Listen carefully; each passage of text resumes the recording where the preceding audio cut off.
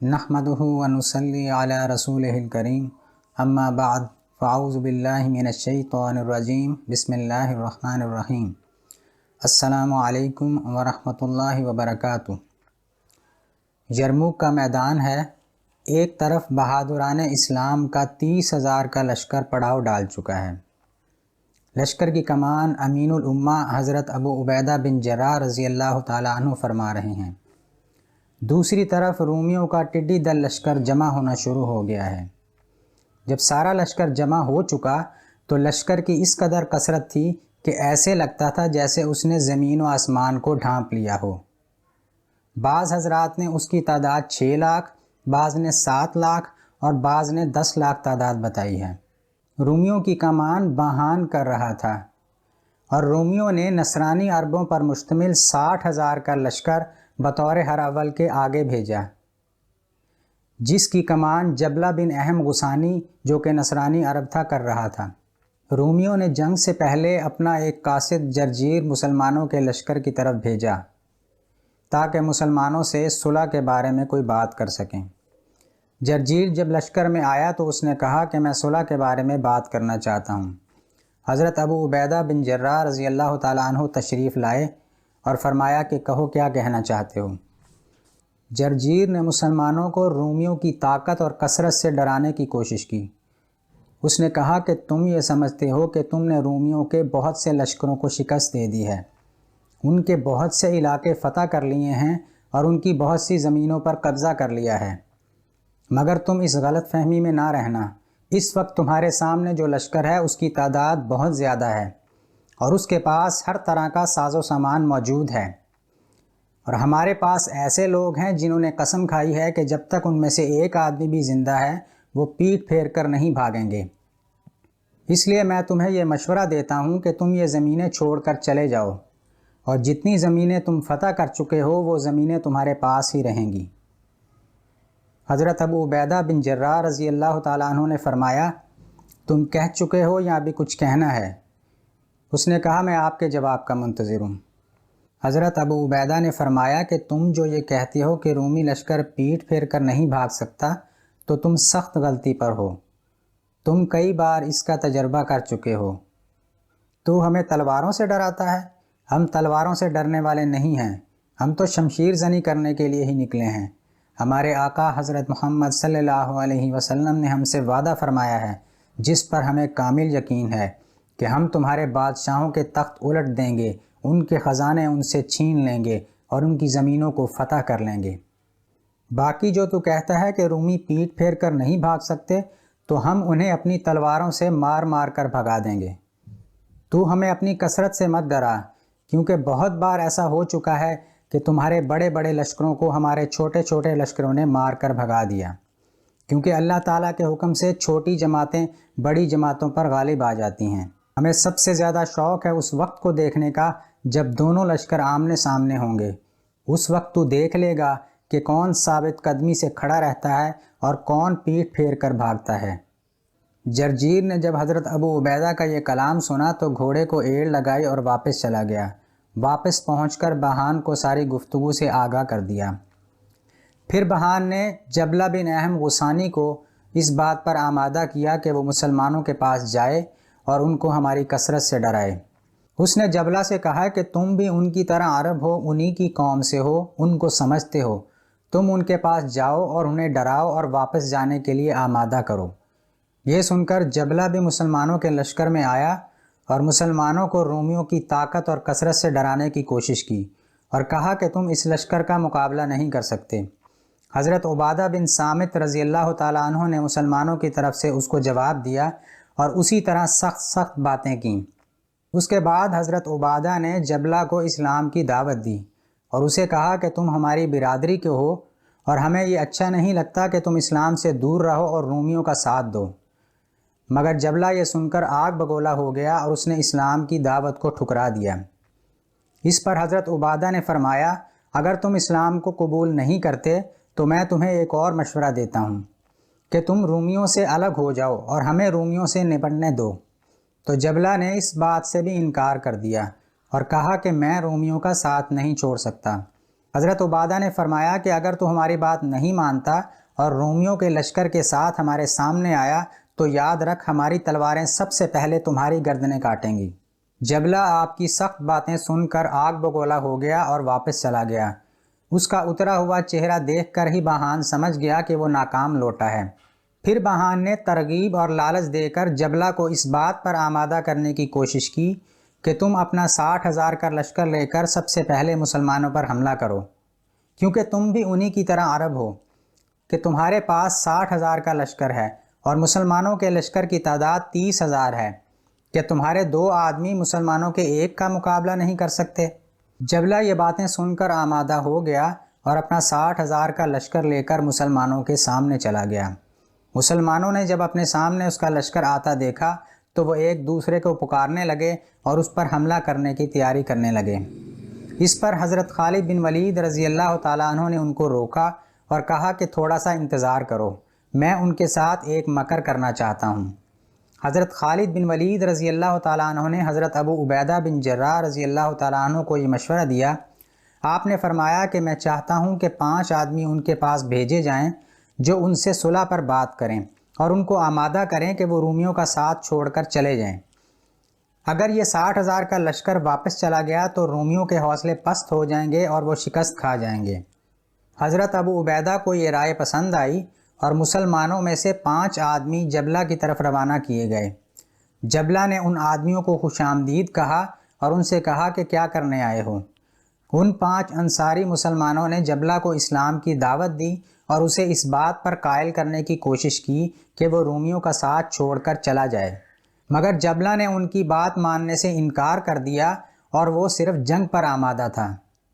حضرت ابو عبیدہ بن جراح رضی اللہ تعالیٰ عنہ کو اس بات کی اطلاع ملی کہ جبلہ جنگ کے علاوہ اور کچھ نہیں چاہتا۔ حضرت خالد بن ولید نے فرمایا تو پھر ٹھیک ہے، ہم اس کو دور کر دیں گے۔ حضرت خالد نے فرمایا کہ ان کے لشکر کی تعداد 60,000 ہے اور ہم 30,000 ہیں، اگر ہم سب مل کر ان پر حملہ کرتے ہیں تو یہ ہماری کمزوری اور سستی ہے۔ انہوں نے کہا کہ میں چاہتا ہوں کہ اپنی جماعت میں سے چند لوگوں کو منتخب کروں جو ان پر حملہ کریں اور میں ان لوگوں کے ساتھ ان کے لشکر پر ٹوٹ پڑوں۔ حضرت ابو سفیان صخر بن حرب نے کہا کہ آپ کا مشورہ بالکل ٹھیک ہے، آپ جن آدمیوں کا انتخاب کرنا چاہتے ہیں کر لیں۔ حضرت خالد نے فرمایا کہ میں چاہتا ہوں کہ 30 ایسے لوگوں کا انتخاب کروں جن میں سے ہر ایک رومیوں کے 2,000 لوگوں سے مقابلہ کرے۔ یہ سن کر ابو سفیان نے کہا کہ اے ابو سلیمان، کیا آپ مذاق فرما رہے ہیں؟ حضرت خالد نے فرمایا کہ اس ذات کی قسم جس کی میں عبادت کرتا ہوں، میں بالکل سچ کہہ رہا ہوں۔ تو ابو سفیان نے کہا کہ آپ کی رائے اپنے پاؤں پر کلہاڑی مارنے کے مترادف ہے۔ اگر آپ ایک کا مقابلہ 200 کے ساتھ بھی کرواتے تو بات سمجھ میں آتی تھی، مگر آپ ایک کا مقابلہ 2,000 سے کرنے کے لیے کہہ رہے ہیں، یہ بات کسی بھی طرح قرین قیاس نہیں ہے۔ حضرت خالد نے فرمایا ابو سفیان، تم زمانہ جاہلیت میں تو بہت بہادر ہوتے تھے، اب بزدل نہ بنو۔ جب میں ان لوگوں کا انتخاب کروں گا تو تم دیکھ لو گے کہ وہ کیسے کیسے بہادر شہ سوار ہیں اور ایسے سردار ہیں جنہوں نے اپنی زندگیاں اللہ تعالیٰ کے لیے وقف کر رکھی ہیں۔ میں تو یہ چاہتا تھا کہ جب یہ 30 بہادر ان 60,000 پر حملہ کریں اور وہ شکست کھا کر پیٹھ پھیر کر بھاگ رہے ہوں اور لوگ ان سے پوچھیں کہ تمہارے مقابلے میں کتنے لوگ تھے، تو جب وہ بتائیں کہ 30 لوگ تھے تو اس سے ان کے حوصلے پست ہو جائیں گے اور وہ شکست کھا جائیں گے۔ ابو سفیان نے یہ سن کر کہا کہ آپ کی رائے بالکل ٹھیک ہے، میں تو صرف مسلمانوں پر شفقت کے لیے ایسا کہہ رہا تھا۔ اگر آپ کا یہی ارادہ ہے تو 30 کی بجائے 60 لوگ اپنے ساتھ لے جائیں۔ حضرت ابو عبیدہ رضی اللہ تعالیٰ عنہ نے فرمایا کہ ابو سفیان کا مشورہ واقعی ٹھیک ہے، تم 60 آدمی اپنے ساتھ لے جاؤ، 30 آدمی تمہاری مدد اور معاونت کے لیے ہو جائیں گے۔ اس کے بعد حضرت خالد بن ولید رضی اللہ تعالیٰ عنہ نے اپنے ساتھیوں کا انتخاب کرنا شروع کیا۔ آپ ایک ایک کا نام پکار رہے تھے۔ زبیر بن عوام کہاں ہیں؟ فضل بن عباس کہاں ہیں؟ زرار بن ازور کہاں ہیں؟ حذیفہ بن یمان کہاں ہیں؟ عبد الرحمن بن ابو بکر کہاں ہیں؟ شرحبیل بن حسنہ کہاں ہیں؟ اور اس طرح آپ نے تمام صحابہ کرام کے نام گنوائے جن کو آپ اپنے ساتھ لے جانا چاہتے تھے۔ اس کے بعد آپ نے تمام ساتھیوں کو تیاری کرنے کا حکم دیا۔ اور فرمایا کہ بہتر ہے کہ اپنے ساتھ 2 تلواریں لے لو، اور نیزہ کوئی اپنے ساتھ نہ لے کیونکہ وہ ٹیڑھا ہو جاتا ہے، اور تیر کمان کی بھی ضرورت نہیں کیونکہ تیر کبھی نشانے پر لگتا ہے اور کبھی خطا ہو جاتا ہے۔ اور فرمایا کہ چلتے ہوئے یہ نیت کرو کہ حضور اقدس صلی اللہ علیہ وسلم سے حوض کوثر پر ملیں گے۔ سب حضرات نے اسلحہ زیب تن کیا اور اپنے اہل و عیال سے ملنے کے بعد یہ 60 حضرات 60,000 کے لشکر سے مقابلے کے لیے روانہ ہو گئے۔ جب یہ 60 بہادر 60,000 کے لشکر کے سامنے جا کر کھڑے ہوئے تو جبلہ نے انہیں دیکھ کر یہ سمجھا کہ یہ صلح کرنے کے لیے آئے ہیں۔ جبلہ نے چیخ کر کہا کہ میں اب کسی قیمت پر صلح نہیں کروں گا، اب صرف جنگ ہوگی۔ حضرت خالد نے اسے فرمایا، تم کیا سمجھتے ہو کہ ہم قاصد بن کر آئے ہیں؟ ہم تم سے لڑنے کے لیے آئے ہیں۔ جبلہ نے کہا، مخزومی بھائی، میں تو تمہیں بہت عقل مند سمجھتا تھا، اور تمہارے مقابلے کے لیے میں نے بڑے بڑے بہادر تیار کر رکھے تھے، اور تم یہ 60 لوگ لے کر میرے مقابلے کے لیے آ گئے ہو۔ سوچو اگر میرا 60,000 کا لشکر تم پر حملہ کر دے تو تمہارا کیا بنے گا؟ یہ مل کر تمہاری تکہ بوٹی کر دیں گے۔ پھر اس نے کہا کہ لو میں حملہ کرتا ہوں، اور اس نے اپنے لشکر کو حملہ کرنے کا حکم دے دیا۔ حملے کا حکم پاتے ہی 60,000 کا لشکر 60 بہادرین پر ٹوٹ پڑا۔ مسلمان بھی نعرہ تکبیر بلند کرتے ہوئے ان پر حملہ آور ہو گئے۔ بہت شدت کی جنگ ہوئی، ہر طرف شور برپا تھا، نعروں کی آوازیں آ رہی تھیں، تلواروں کی چھنکار کی آوازیں آ رہی تھیں، اور لوگوں کی گردنیں کٹ کٹ کر گر رہی تھیں۔ یہ بہت سخت جنگ تھی۔ مسلمانوں نے ڈٹ کر کافروں کا مقابلہ کیا، کشتوں کے پشتے لگا دیے اور بہت سے کافروں کو جہنم واصل کیا۔ پھر حضرت خالد بن ولید رضی اللہ تعالیٰ عنہ نے 5 صحابہ کرام سے مل کر ان پر بہت سخت حملہ کیا، جس حملے کی وہ تاب نہ لا سکے اور پیٹھ پھیر کر بھاگے۔ مسلمانوں نے کافروں کو بھاگتے ہوئے قتل کرنا شروع کر دیا۔ حضرت خالد بن ولید رضی اللہ تعالیٰ عنہ نے ان کا پیچھا کیا اور دریائے اردن تک پیچھا کرتے ہوئے پہنچ گئے۔ بہت سے کافر دریا میں گر کر غرق ہو گئے۔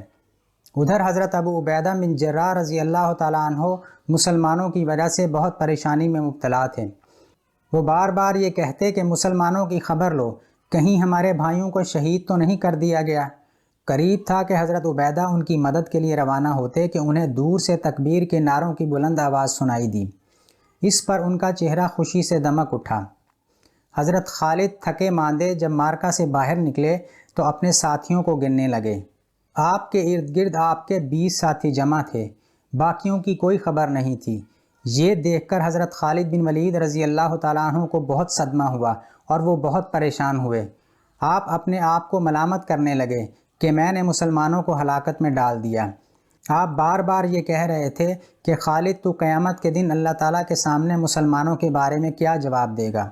اسی دوران حضرت ابو عبیدہ بن جراح رضی اللہ تعالیٰ عنہ بھی وہاں پہنچے۔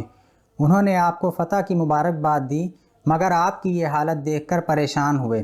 حضرت خالد نے فرمایا کہ ہماری فتح رنج و غم میں بدل گئی ہے، کیونکہ ہمارے 40 ساتھی جن میں بڑے نامور صحابہ کرام بھی شامل ہیں لاپتہ ہیں۔ پھر جب لاشوں کو تلاش کیا گیا تو اس میں 5,000 رومیوں کی لاشیں ملیں اور 10 مسلمان شہداء بھی اس میں مل گئے۔ یہ دیکھ کر حضرت خالد نے فرمایا کہ ہمارے باقی 30 ساتھی یا تو کافروں کے ہاتھوں گرفتار ہو گئے ہیں یا ان کے تعاقب میں چلے گئے ہیں۔ حضرت خالد رضی اللہ تعالیٰ عنہ نے حضرت ابو عبیدہ سے درخواست کی کہ وہ ان کو مسلمانوں کو ڈھونڈنے کے لیے جانے کی اجازت دیں۔ حضرت ابو عبیدہ نے فرمایا کہ تم بہت تھکے ہوئے ہو، لیکن حضرت خالد نے فرمایا کہ خدا کی قسم میں ہی ان کی تلاش کے لیے جاؤں گا۔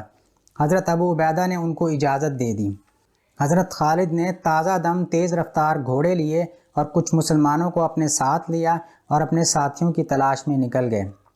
لیکن ابھی آپ زیادہ دور نہیں گئے تھے کہ آپ نے تکبیر کے نعروں کی آواز سنی۔ آپ کے ساتھی واپس پلٹ رہے تھے۔ ان کو دیکھ کر آپ کو بہت خوشی ہوئی۔ آپ نے ان سے پوچھا کہ تم کہاں چلے گئے تھے؟ انہوں نے کہا کہ ہم دشمنوں کے تعاقب میں چلے گئے تھے۔ واپس آنے والے صحابہ کرام کی تعداد 25 تھی۔ اس طرح 10 شہداء کو ملا کر کل 55 ہو گئے، یعنی 5 ساتھی ابھی بھی لاپتہ تھے۔ اس کا مطلب یہ تھا کہ وہ 5 ساتھی رومیوں کی قید میں چلے گئے ہیں۔ حضرت خالد نے فرمایا کہ انشاءاللہ میں ان کو آزاد کرواؤں گا۔ اس معرکہ میں مسلمانوں کو شاندار فتح حاصل ہوئی اور کافروں کو بدترین شکست حاصل ہوئی۔ اور اپنی شکست کی وجہ سے وہ بہت پریشان، رنجیدہ اور اضطراب کا شکار تھے۔ غور کرنے کی بات یہ ہے کہ وہ کون سا جذبہ تھا جس کو 60 بہادروں نے 60,000 کے لشکر سے ٹکرانے پر مجبور کر دیا؟ یقیناً وہ جذبہ ایمانی تھا اور اللہ تعالیٰ پر توکل تھا۔ ہماری دعا ہے کہ اللہ تعالیٰ ہمیں بھی اس ایمان اور اس توکل کا کچھ حصہ عطا فرمائے۔ السلام علیکم ورحمۃ اللہ وبرکاتہ۔